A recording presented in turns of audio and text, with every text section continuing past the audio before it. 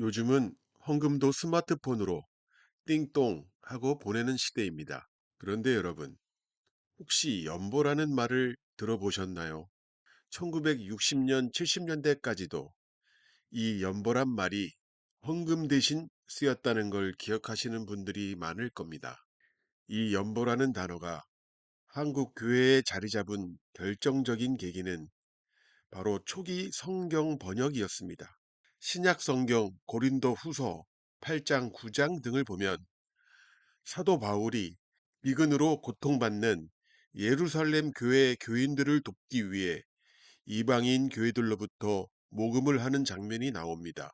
당시 초기 선교사들과 한국인 번역자들이 한문 성경을 참고하여 우리말 성경을 번역하는 과정에서 이 구제금을 한자어인 연보로 번역했습니다.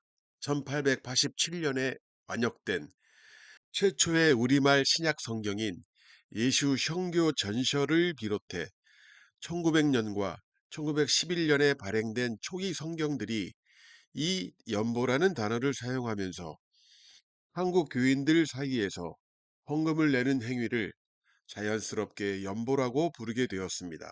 그리고 그 의미는 한문 그대로 버릴 연, 도울보, 즉 내 것을 덜어내어 부족한 이웃을 돕는다는 뜻이었습니다.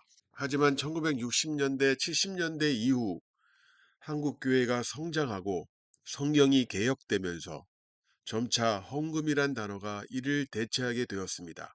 연보가 사람을 향한 수평적인 나눔의 의미였다면 헌금은 바칠 헌, 쇠, 금, 문자 그대로 신을 향한 수직적인 받침의 의미가 강했습니다.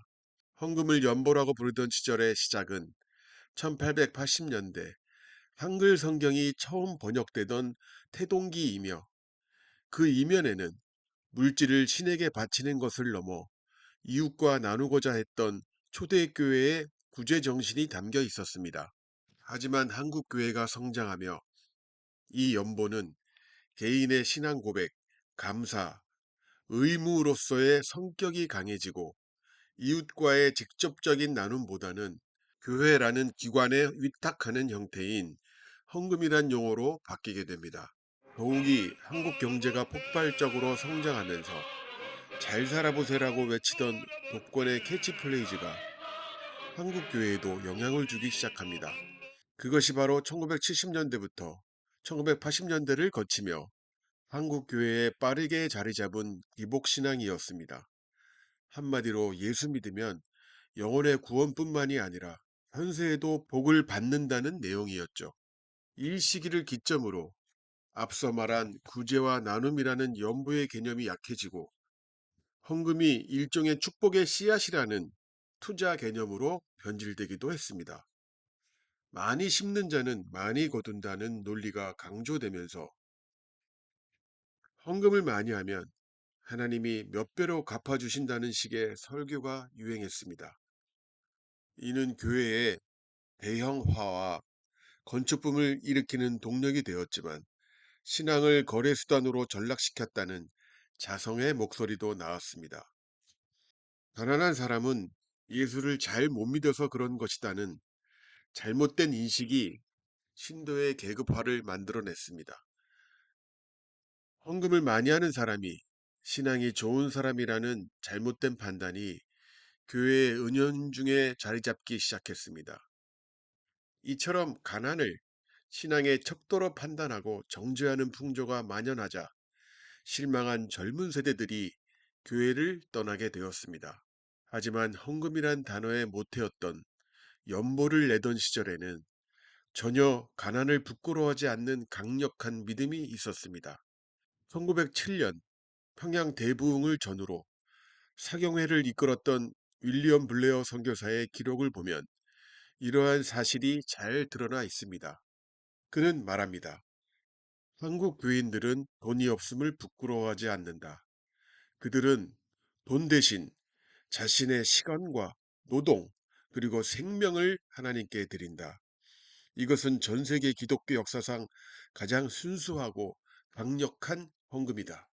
이 기록에 따르면 120년 전 돈 한 푼 없어도 하나님과 이웃을 위해 바칠 수 있었던, 전 세계 그 어디에도 없었던 한국 교회만의 특별한 헌금이 있었습니다.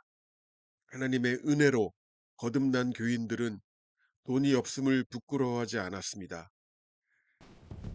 나는 닷새를 바치겠소. 나는 보름을 바치겠소. 그들은 그들이 지닌 몸과 시간을 하나님께 바쳤습니다. 바로 이것이 자신들의 하루하루를 온전히 하나님께 연보로 드린다는 뜻의 날 연보의 탄생이었습니다. 앞이 안 보이는 맹인 성도는 날 연보로 자신의 90일을 바친다고 선언했습니다.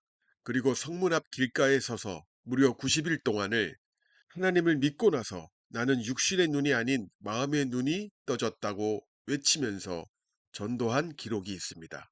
농부였던 성도는 농번기 6개월을 뺀 나머지 6개월을 날 연보로 바친다고 말한 뒤 전 재산인 소를 팔아 전도 여행을 떠났다고도 합니다. 당시 코리아 미션 필드라는 공식 선교 잡지를 통한 선교사들의 공동 보고에 이 내용이 자세히 묘사되어 있습니다.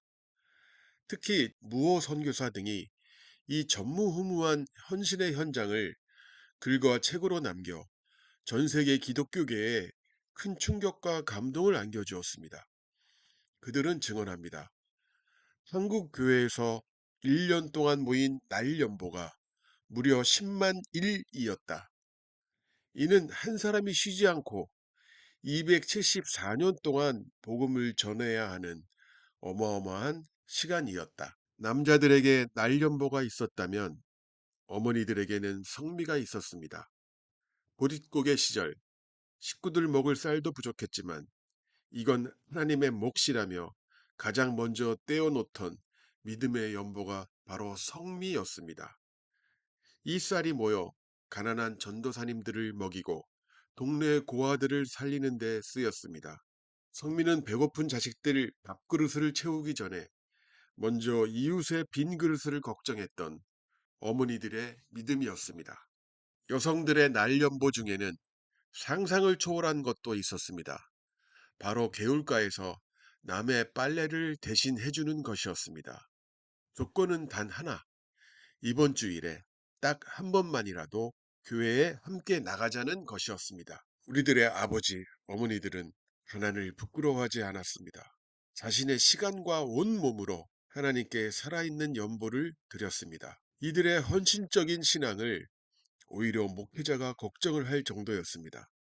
어느 날 가난한 과부가 마지막 남은 쌀자루를 연보로 바쳤습니다. 과부의 사정을 잘 아는 목사님이 차마 받지 못하고 밤새 그 집 앞을 서성이다 쌀을 도로 넣어주려고 했습니다.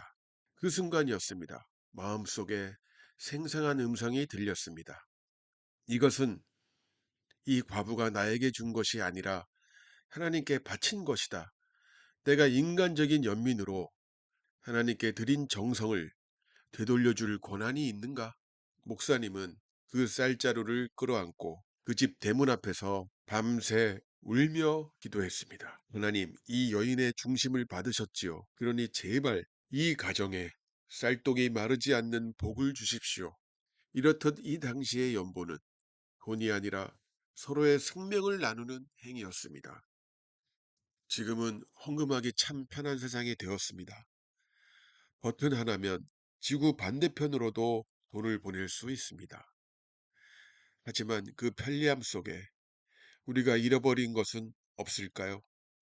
나의 시간을 떼어내던 날 연보, 나의 양식을 덜어내던 성미, 그 생명을 나누던 연보의 정신, 금액의 크기보다 믿음의 온도가 더 뜨거웠던 그 시절의 연보가 그리워집니다. 고르반 TV 13화 헌금이 아닌 연보를 내던 시절 날연보란 말의 뜻에 대해서 알아보았습니다. 이 내용이 마음에 드셨다면 구독과 좋아요를 부탁드립니다. 코르반 TV는 매일매일 여러분이 평안하시길 기도드립니다. 감사합니다.